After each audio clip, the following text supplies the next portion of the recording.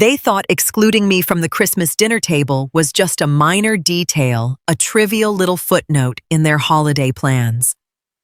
But they had forgotten one crucial thing: that table, that house, and even the hefty monthly mortgage payment to the bank. Every single bit of it bore my signature. I didn't cause a scene. I didn't throw a tantrum. I simply took back what was rightfully mine. It was on Christmas Eve that the harsh reality hit me. My own flesh and blood saw me as nothing more than a burden. I was standing in the foyer of my son Caleb's suburban home, my winter coat still buttoned up, while the rich, savory aroma of roasted duck wafted in from the kitchen. My daughter-in-law, Vanessa, stepped out to meet me. She smoothed down her elegant dress, deliberately blocking the archway to the living room. "Meredith, I'm so sorry," she said, her voice coating a chill that rivaled the December wind howling outside. "We just don't have enough room at the table this year. Caleb had to invite his new department executives at the last minute. You understand, right? It's a huge move for his career." With a tight, patronizing smile, she pressed a small Tupperware container into my hands, leftovers from the night before. Caleb stood a few paces behind her. He caught my eye for a fleeting second, then quickly looked down at the floor, shifting his weight uncomfortably. He didn't say a single word to defend his own mother. I am 64 years old. I've been a widow for 5 years. And if there is one thing I've mastered, it's observing people for who they truly are. I didn't cry. I didn't yell. I didn't demand an explanation. I simply gave a quiet, dignified nod, turned on my heel, and walked back out into the snow toward my car. The drive back to my empty house took about 20 minutes. Strangely, the silence inside my own 4 walls didn't feel lonely anymore. It felt like a clean, quiet space to think. I sat down at my kitchen table, poured myself a glass of water, and made a definitive choice. Vanessa thought she could freeze me out and mistake my silence for weakness. But silence is often just the quiet before the right move. I went to the closet and pulled out my old accordion folder of banking and property documents. Ever since my husband passed away, I had been keeping Caleb and Vanessa afloat with massive monthly financial injections so they could maintain their sprawling house in the upscale suburbs of Portland.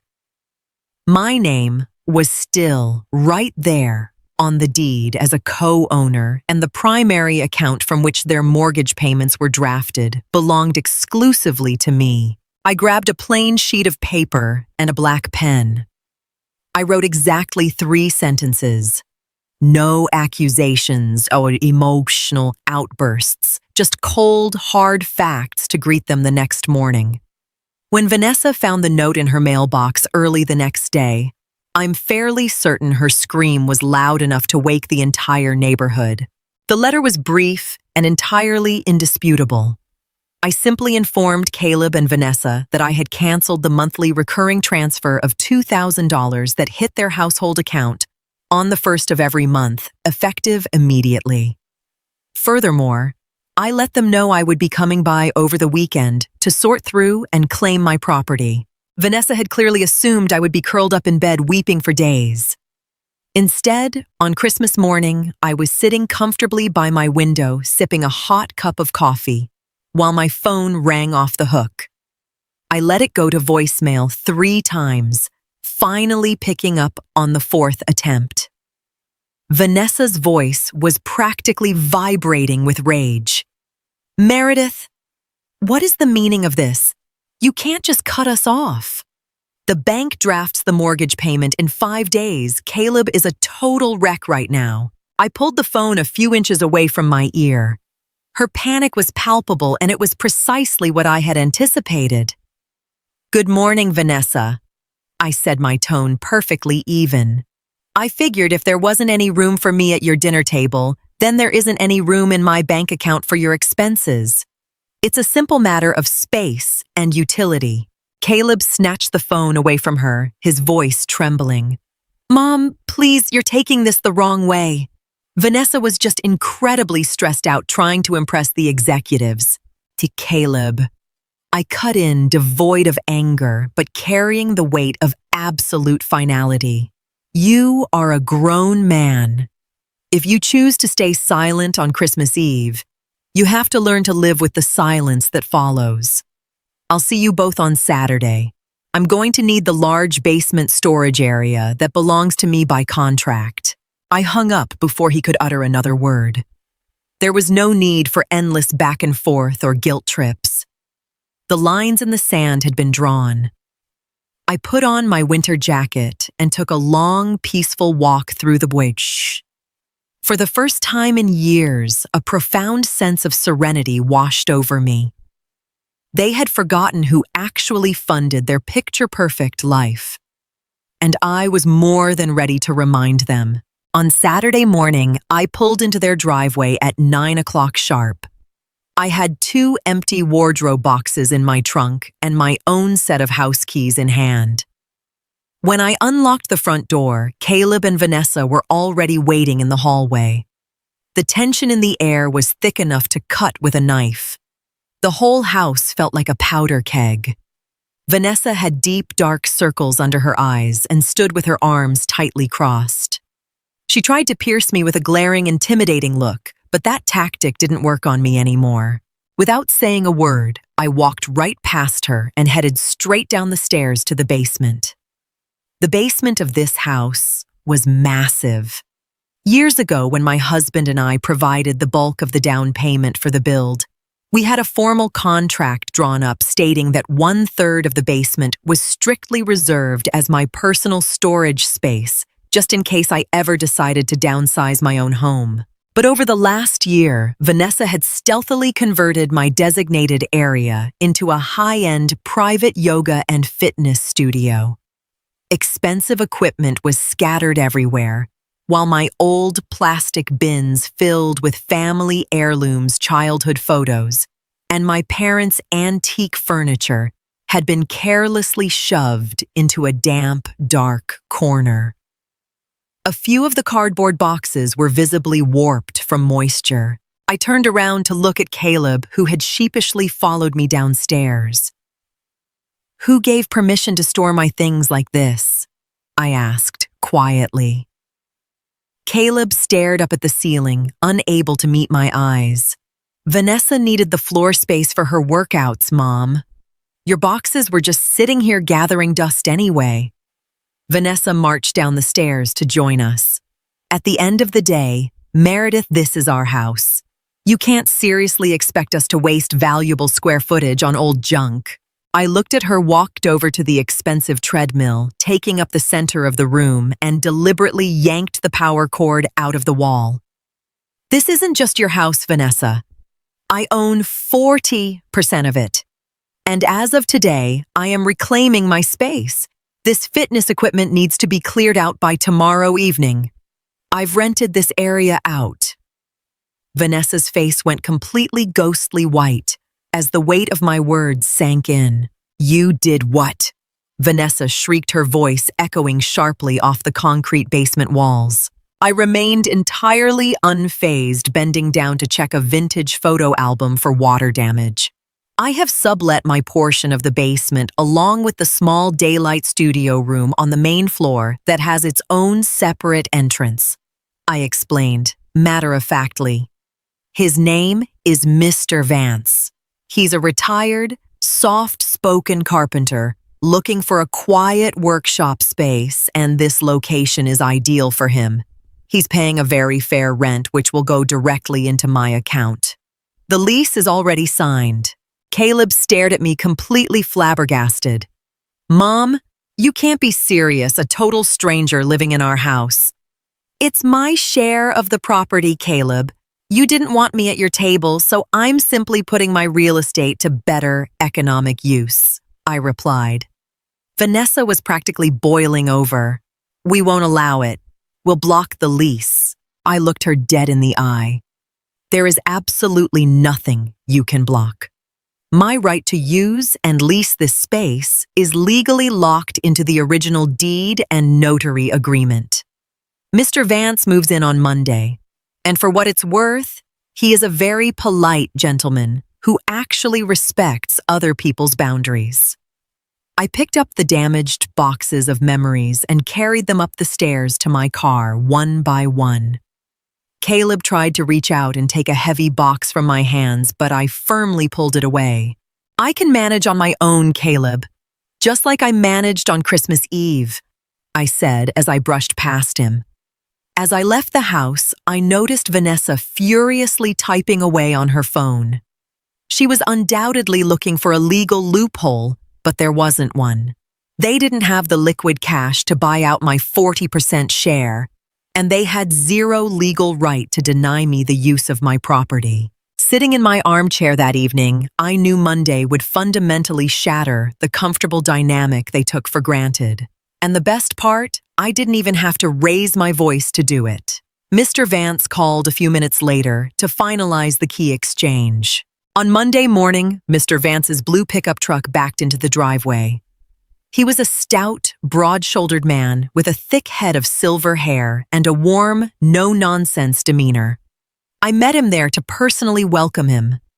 Caleb was at the office, but Vanessa was stationed at the living room window, watching our every move through gritted teeth. She didn't bother coming outside to introduce herself, which suited me just fine. Mr. Vance began carrying his tools and a few pieces of furniture through the side entrance into the main floor studio and down to the basement. I helped him map out the exact boundaries of his lease. To their credit, the yoga studio had been cleared out. The expensive workout machines were now piled awkwardly in Caleb and Vanessa's main hallway. "Thank you so much, Mrs. Mueller," Mr. Vance said as he set up a heavy-duty wooden workbench in the basement. "This space is absolutely perfect for my woodworking projects. Don't worry, I'll make sure to strictly observe standard neighborhood quiet hours." I smiled. "I appreciate that, Mr. Vance. If you have any trouble whatsoever with the other occupants, you come straight to me." As I made my way back upstairs, Vanessa cornered me in the hallway. She spoke in a harsh, venomous whisper so Mr. Vance wouldn't overhear, though her voice shook with fury. "This is psychological warfare, Meredith. He's making noise. He's cutting wood. This is an absolute nightmare for us." I stopped and looked at her calmly. "Mr. Vance only works between 10 a.m. and 4 p.m., while Caleb is at work and you are usually out. It is entirely within municipal codes. If you feel like this house is getting a bit too crowded for you, Vanessa, you are fully liberated to find an apartment of your own. But as long as I am a co-owner, my rules apply here too." She opened her mouth to hurl a retort, but her phone suddenly cut her off. It was the bank. I knew the timing perfectly. It was the first business day after the holidays, and the automated mortgage payment was being pulled. Without my $2,000 contribution, their account was profoundly overdrawn. In a matter of seconds, Vanessa's expression collapsed from blinding rage into sheer, unadulterated panic. 2 days later, I received a remarkably humble text message from my son. He begged me to meet him for a chat, explicitly asking that Vanessa stay home. We met up at a quiet little coffee shop downtown, miles away from their neighborhood. Caleb looked utterly exhausted. His button-down shirt was wrinkled and he had dark bags under his eyes. He ordered a black coffee and spent the first few minutes staring intently at the table, unable to look me in the eye. "The mortgage payment bounced, Mom," he finally muttered. "The bank hit us with a massive penalty fee. Vanessa refuses to touch her personal savings account to cover the deficit because she already budgeted that money for her spring trip to Tulum. She told me I have to fix this." I took a slow sip of my tea. "And how do you plan on fixing it, Caleb?" He let out a heavy, defeated sigh. "Can't you at least bail us out, just for this month? Just until we figure out a fallback plan, and this new tenant. It's unbearable. He's a perfectly nice guy, but Vanessa is a nervous wreck having a stranger in the house all day. I set my teacup down firmly. Caleb, when your father passed, I promised him I would always look out for you. But support is not a one-way street. When your wife treats me like an inconvenience and you sit there like a statue, I am no longer going to subsidize your luxury lifestyle while being stripped of my dignity. You chose this expensive house and this lifestyle. Now you have to pay for it. But we're family, he burst out a bit too loudly. A few patrons at neighboring tables shifted in their chairs to look at us. Family, I countered softly, sits together at the table on Christmas Eve. Family makes room for one another. You cast me aside to polish your corporate image and cater to Vanessa's vanity. Now you have to live with the fallout. I pulled out a few dollars, dropped them on the table to cover my tea, and stood up. I will not be transferring the money. And Mr. Vance stays as long as his rent checks clear. I walked out of the cafe, leaving Caleb sitting entirely alone at the table.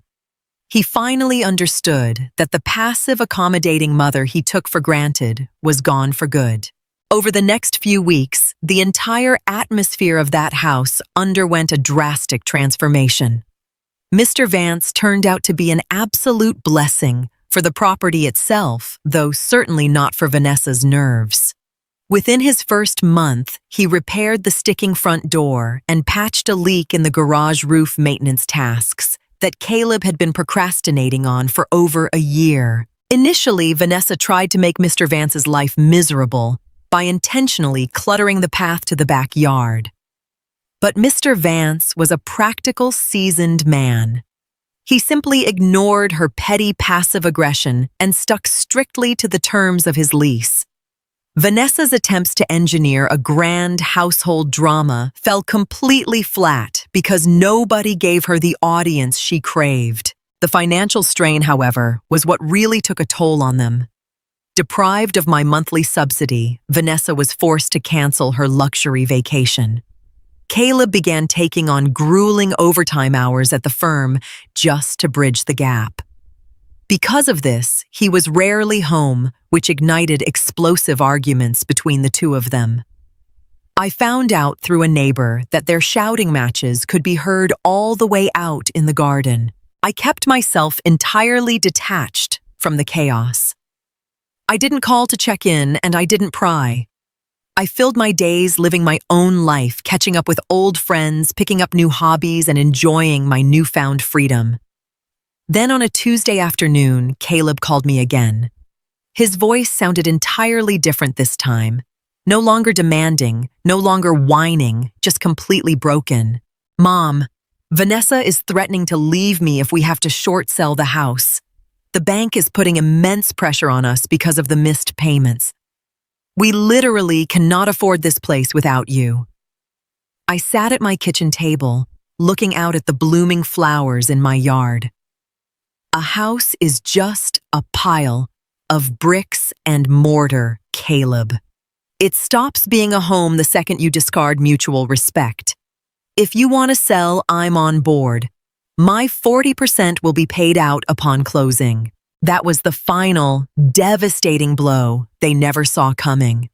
Selling the house meant the absolute death of Vanessa's carefully curated social status. 2 days after Caleb's breakdown, Vanessa showed up at my front door, unannounced. There were no arrogant gestures, no condescending smirks. She looked smaller, weary, and her hair was hastily tied back. The thick armor of pride and superiority she usually wore had been completely shattered by financial reality. "Can I come in, Meredith?" she asked, her voice barely above a whisper.